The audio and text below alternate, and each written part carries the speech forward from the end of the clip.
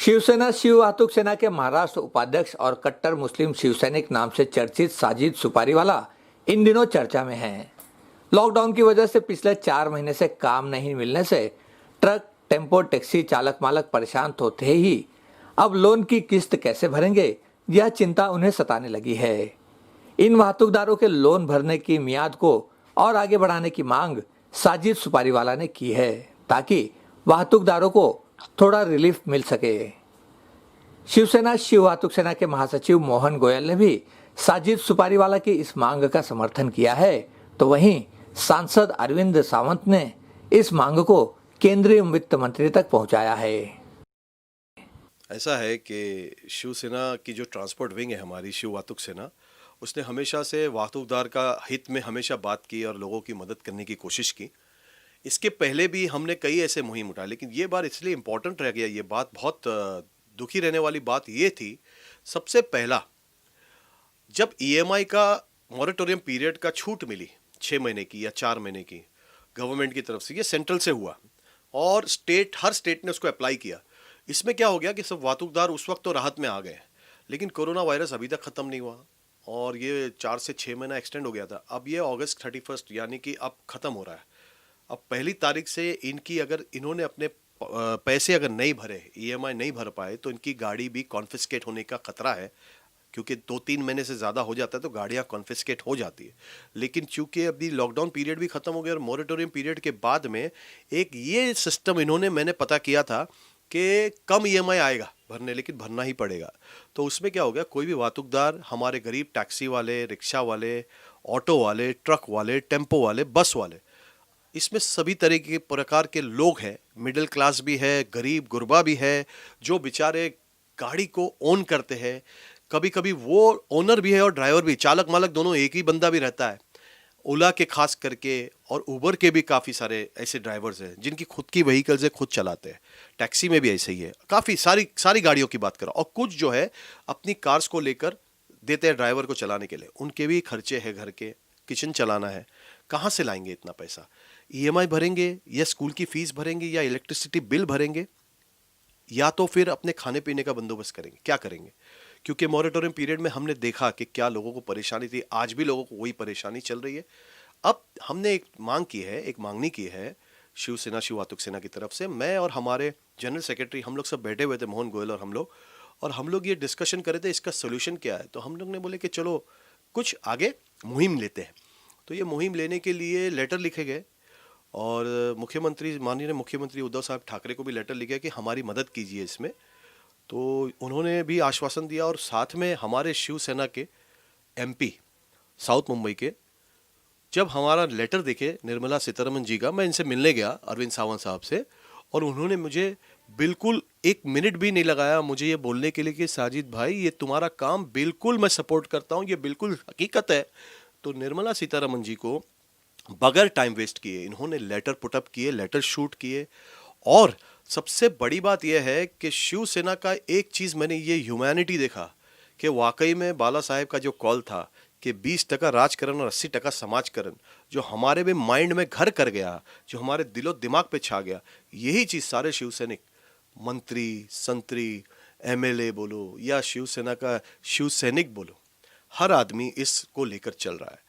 और गणपति का फेस्टिवल चल रहा है, वो अपने गांव में गणेश फेस्टिवल के लिए वहाँ पर थे, फिर भी अरविंद सावंत साहब जी ने मुझे फिर से फॉलोअप किया, मुझे फ़ोन किया, मुझे आश्वासन दिया कि हमने निर्मला सीतारमन जी को लेटर भी दिया है और श्रीमती निर्मला सीतारमन जी को हम बोलेंगे कि इसके ऊपर ज़रूर गौर करके फ़ौरन रिजल्ट आया जाए। अब देखना यह है कि सेंट्रल गवर्नमेंट हमारी मांग को किस तरह लेती है और किस तरह गरीबों को अपना हक देती है, ज़रूरतमंदों को अपना हक देती है इस पैंडमिक के टाइम पर, इस कोरोना वायरस के टाइम पर, जबकि सारे लोग परेशान हैं, बिल्कुल परेशान है। हमारी गुहार है हमारी सरकार से, फिर से आपके माध्यम से मैं सेंट्रल गवर्नमेंट से ये मांग करता हूँ on the behalf of Shiv Sena Shiv Vahatuk Sena कि आपको रिक्वेस्ट है, आप कैसे भी गरीबों की मदद करें और तब हम मानेंगे कि नहीं, वाकई में आपको भी इंसानियत है और इंसान की फिक्र और हमारे हिंदुस्तान की फिक्र है।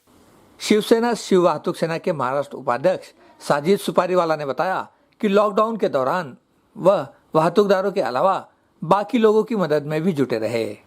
जरूरतमंदों को अनाज बांटने से लेकर उन्होंने लोगों के हॉस्पिटल में इलाज करवाने तक की मदद की। बिल्कुल, ये आप मानोगे नहीं, उस वक्त हर एक इंसान की मदद कर रहा था। इंसानियत लोगों में जाग उठी थी और उस वक्त अगर किसी की इंसानियत नहीं जागती है तो मैं समझता हूँ वो इंसान ही नहीं है। रही बात मेरी, तो मैं अकेला नहीं हूँ इसके अंदर, काफ़ी लोगों ने मदद की। मैंने भी एक कोशिश की मदद करने की। कुछ राशन किट्स हमने अरेंज किए। बोलते ना कि पहले शुरू की थोड़ा थोड़ा थोड़ा करके, फिर वो बढ़ता चला गया। जब हमने इनकी मजबूरियां देखी, एंटॉप हिल पे एक टैक्सी ड्राइवर रो पड़ा, नायडू करके है, उसका टाइम्स ऑफ इंडिया वाले को भी उसने इंटरव्यू दिया। जब उसको अपना राशन किट पहुंचा, मेरे पदाधिकारियों को मैंने क्या किया था, लॉकडाउन पीरियड में हर जगह नहीं पहुंच पा रहा था, फिर भी जा रहा था जिधर जा पा रहा था।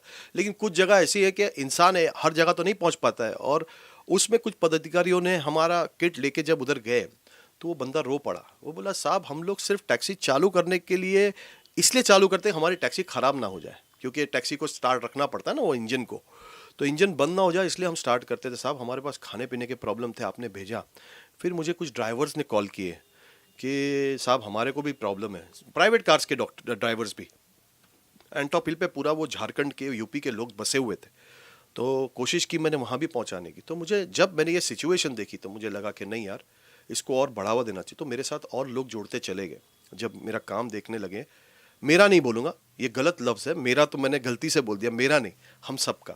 हम सब ने कोशिश की, सारे महाराष्ट्र ने, सारे मुंबई ने, और हमारे दोस्तों, हमारे अहबाब, हमारे रिश्तेदार, हमारे भाई, हम लोग जो पर्सनल लेवल पे कर सकते थे वो भी किया।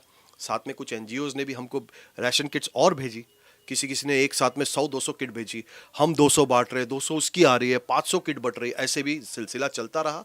इसके अलावा हमने शिवसेना और शिव वातुक सेना, अब शिवसेना एक ऐसा ब्रांड है कि आप जब भी कहीं जाते हो और शिवसेना के नाम से काम करने को जाते हो तो आपको ज़रूर सामने वाला आपकी बहुत रिस्पेक्ट करता है, क्योंकि शिवसेना ग्राउंड से काम करती है।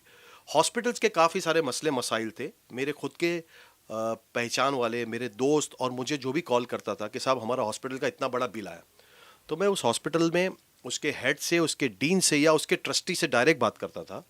और अल्हम्दुलिल्लाह काफ़ी लोगों ने, प्राइवेट हॉस्पिटल्स ने मदद की और छूट भी दी।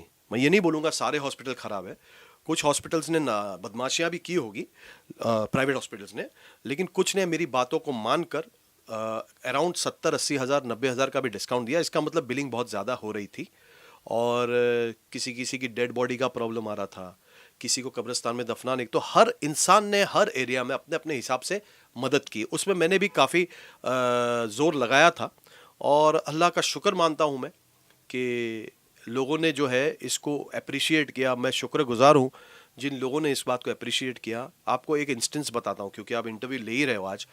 तो आदित्य ठाकरे साहब की एक बात, वो काम करते हैं, उद्धव साहब और आदित्य साहब, और क्या करते, काम करने के बाद वो जताते नहीं कि हमने ये काम किया। 258 लोगों का अचानक ये बंद हो गया, डायलिसिस इन मिल्लत हॉस्पिटल, ये जोगेश्वरी पर हॉस्पिटल है, और वहाँ पर डायलिसिस जब 258 लोगों का इसलिए बंद हुआ कि पैंडेमिक शुरू हो गया, कोरोना वायरस के पेशेंट आ गए वहाँ पे, सब मशीन को सील कर दिया गया, रोक दिया गया कि डायलिसिस नहीं हो सकती। अब वो 258 पेशेंट घबरा गए, मरने की कगार पे आ गए, क्योंकि डायलिसिस ऐसी चीज़ें नहीं कराओ तो आपको भी पता है वो हो जाता है, प्रॉब्लम हो जाता है, मरने का खतरा होता है। तो ज़िंदगी मौत की बात आ गई। मैं घबरा गया सुनकर, मुझे कन्फ्यूजन हो गया मैं क्या करूं। मैंने तुरंत आदित्य ठाकरे साहब को मैसेज भेजा और उन्होंने तुरंत मुझे 8 से 9 घंटे के अंदर, मैं तो ज़्यादा बता रहा हूँ, शायद उसी वक्त भी उन्होंने एक्शन ले लिया होगा, लेकिन मुझे पता चला 8-1 घंटे में कि नहीं ये डायलिसिस फिर से शुरू हो गया, न्यूज़ में भी आ गया। फिर मैंने शुक्रिया कहा, आदित्य ठाकरे साहब को थैंक्स बोला। उन्होंने बहुत स्वीट सा एक छोटा सा जवाब दिए, कोई बड़ाई नहीं, कोई इतने काम हुए, ये तो एक छोटा सा काम है, ऐसे इतने काम महाराष्ट्र में हुए, लेकिन कभी भी आदित्य ठाकरे साहब या उद्धव ठाकरे साहब ने ये नहीं कहा कि हमने ये करके दे दिया या हमने वो करके दे दिया। उन्होंने कहा ये हमारा फ़र्ज़ है, हम करेंगे। और जब हमने ये चीज़ लोगों के सामने लाई तो लोगों ने कहा कि नहीं वाकई में, अगर सल्यूट करते हैं कि सीएम आज तक ऐसा तो महाराष्ट्र में सीएम कभी आया नहीं था जिस तरह के हमारे माननीय उद्धव ठाकरे साहब हैं। कैमरामैन इकबाल शेख के साथ संध्या श्रीवास्तव, ग्लोबल चक्र न्यूज़, मुंबई।